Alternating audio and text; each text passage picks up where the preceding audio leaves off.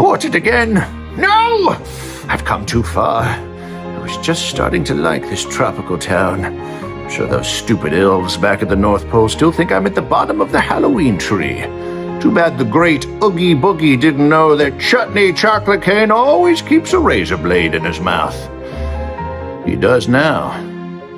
I was here on the beach when I heard some poor lovesick fool talking about the latest performance of the Ruby of the Sea. Ruby? Could that be the fat man in his red suit getting his musical theater rocks off in the off-season? No, not here. Not now! I had to be sure. I went into town when I became distracted by the most beautiful toy store I had ever seen. When that is when inspiration struck. What is the one thing Saint Nick does over and over on that fateful night? He slides down chimneys and delivers toys. At the bottom of those chimneys is always supposed to be a roaring fire, and somehow, conveniently, he never gets burned. Perhaps we could exploit that. I learned of an arcane rune that, when carved into the base of an item, would give its owner increased susceptibility to fire damage. I could carve it on a toy, throw it in Santa's sack, watch him slide down a chimney, and kablooey! No more. I went into that toy store and found the first wooden toy I could find, carved my rune, watched it glow before it returned to normal, and treasured my plan. When suddenly, the item was taken from me, I turned as a small creature was darting out the front door. A thief! I had to respect it, but I was not to be thwarted. I chased this creature down the street as she headed into a house.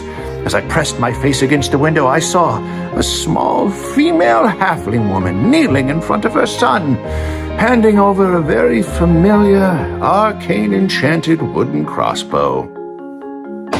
What was I going to do? Steal a toy from a kid? As long as he doesn't go jumping in his fireplace, I'm sure it'll be fine. Chutney will have his revenge. Hello, my name is My name is Chutney Candy Cane, and I'm here to tell you about the time that I almost got that big, red, shit for brains, big man. I was on a hunting trip like you do, and I was walking through the woods when I hear the most amazing, the most magical sound you've ever heard in all of the North Pole. Was a voice singing. So I go to it, and there he is, the big, red, floofy man himself, singing to a crowd. He's pretending to be is this the voice? Because I feel like Chutney was like an old guy. He's pretending to be a opera singer. And all the people are just loving it. They're eating it up, and they don't know the magical entanglements he's giving them.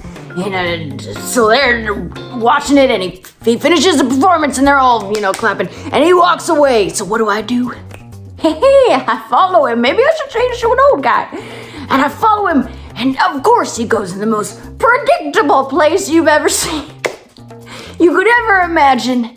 A toy store. So I follow him into the toy store, and I'm thinking to myself,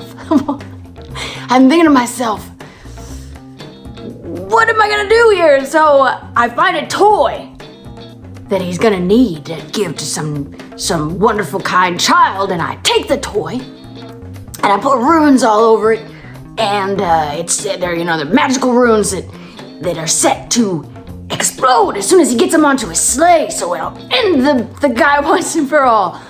And so I leave. I set that, and then I leave, and I'm watching what's happening on. I don't know how I'm watching it. I'm watching it on a phone, maybe. Am I on a beach? I'm watching it on my phone. I got a Mai Tai.